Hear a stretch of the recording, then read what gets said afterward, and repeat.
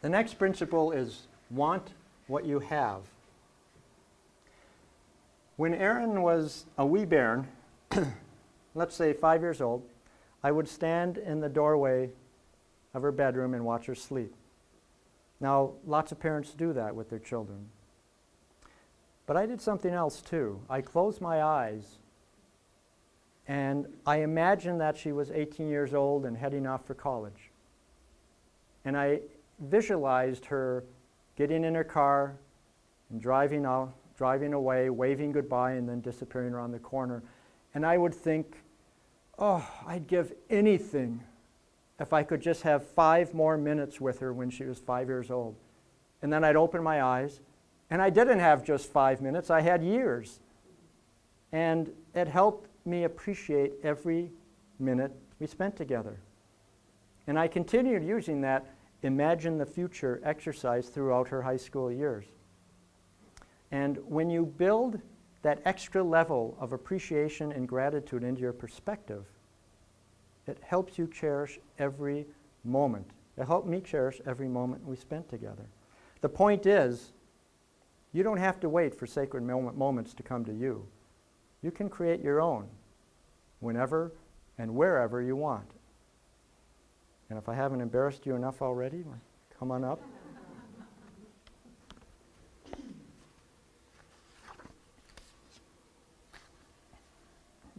Instead of fretting about having what you want, you will be happier and more peaceful if you focus on wanting what you have. The foolish man seeks happiness in the distance. The wise grows it under his feet. What does that mean? You look for and appreciate the gift in every possession, every encounter, every situation. To be upset over what you don't have is to waste what you do have. You trust that whatever comes into your life has been divinely designed to help you fulfill the promise of all you are capable of becoming. Having is kindergarten stuff. Being is graduate school.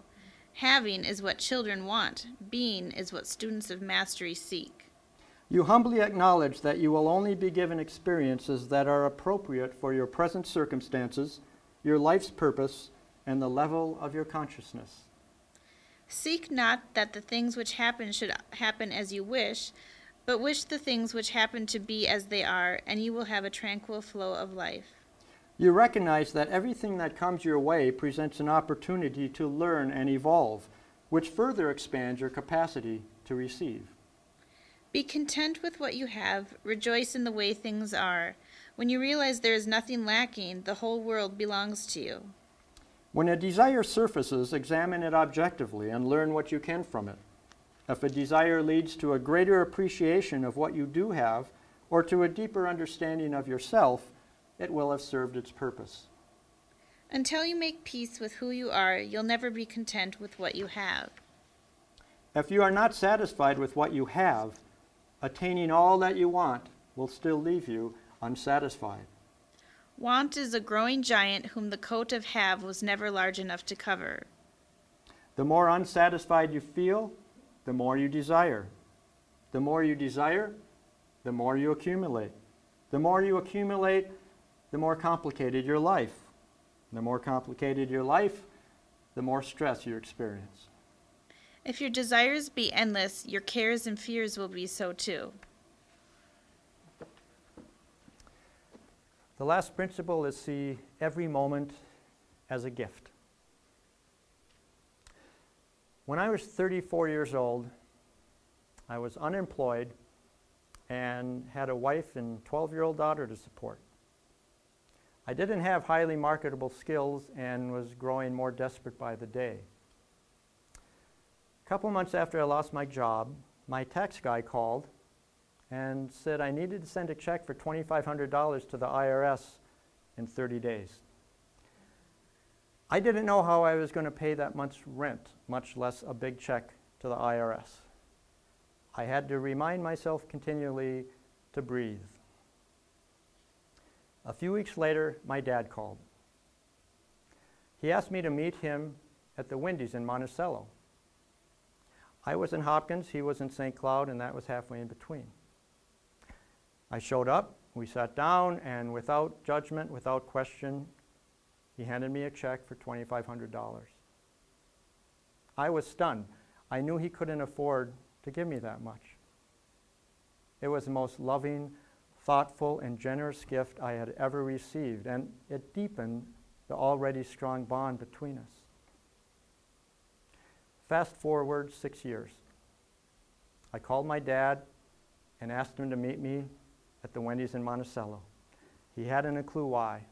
We got there, we sat down, and I thanked him again for that day and told him how much his loving gesture had meant to me. Then I handed him a check for $2,500. It was his turn to be stunned. He tried to thank me, but he was so overcome with emotion that he lowered his head to the table and began sobbing. I leaned over and kissed the top of his head. The gift of that moment remains one of the highlights of my life. I am now grateful for those dark days of no job and no money. Enduring such a stressful period with fear gnawing at the pit of my stomach day after day was a small price to pay for such beautiful moments of love, grace, and redemption. My dad is gone now, but I've got those moments. And even if I was in debt the rest of my life, I'd still consider myself the richest man on earth.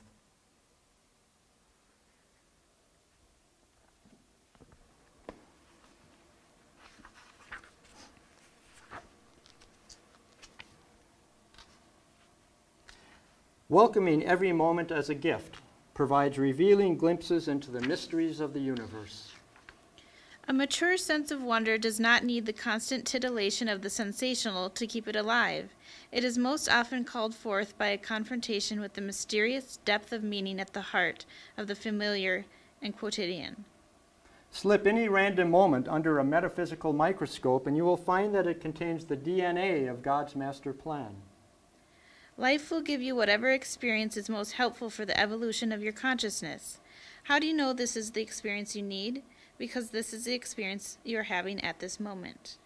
You would then understand why every thought you think, every word you speak, every breath you take is an outright miracle cloaked in the guise of an ordinary moment. Our true home is in the present moment. To live in the present moment is a miracle. The miracle is not to walk on water. The miracle is to walk on the green earth in the present moment to appreciate the peace and beauty that are available now. This awareness presents a thought-provoking choice.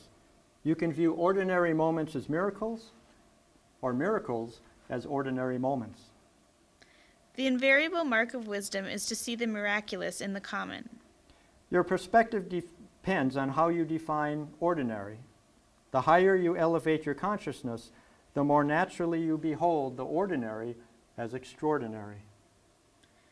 Miracles rest not so much upon faces or voices or healing power coming suddenly near to us from afar off, but upon our perceptions being made finer, so that for a moment our eyes can see and our ears can hear what is there about us always. Of course, you also view the extraordinary as ordinary. No matter how complex a situation may appear to our human eyes, the manifestation of divine will is effortless and instantaneous. There is no order of difficulty in miracles. Look through God's eyes with purity of mind and spirit and a deeply rooted sense of unity with all creation, and all becomes clear. What once would have wowed you as metaphysical magic now simply elicits a smile of reverence and gratitude. If you learn what this world is, how it works, you automatically start getting miracles, what will be called miracles. But of course, nothing is miraculous. Learn what the magician knows, and it's not magic anymore. The word miracle defines an event that transcends the natural operation of the universe, which implies that we have an exhaustive understanding of universal law. Miracles are not contrary to nature, but only contrary to what we know about nature.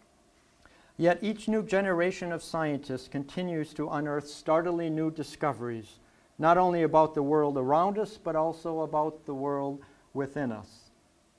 As Western science would put it, coherent human emotion, which occurs when what we are thinking, feeling, and expressing are all in alignment, produces a chemical change in our bodies, and that chemical change has quantum effects that extend beyond our bodies and bring about changes in our physical world. And now it's no longer a miracle. Ultimately, a miracle is nothing more than a shift in perception. It is simply God manifesting another aspect of God. God can do anything because God is everything. Miracles, in fact, are a retelling in small letters of the very same story which is written across the whole world in letters too large for some of us to see. Viewing every decision, every conversation, every incident as an occasion for insight and growth deepens your wisdom, expands your capacity to enjoy life, and inspires you to seize every opportunity to create, achieve, and become. To me, every hour of the light and dark is a miracle. Every cubic inch of space is a miracle. When you live every day of your life viewing every moment as a gift, you become a gift to the world. If perchance you see no reason for giving thanks, rest assured the fault is in yourself. Thank you. Well, that's it, folks. So thank you very much.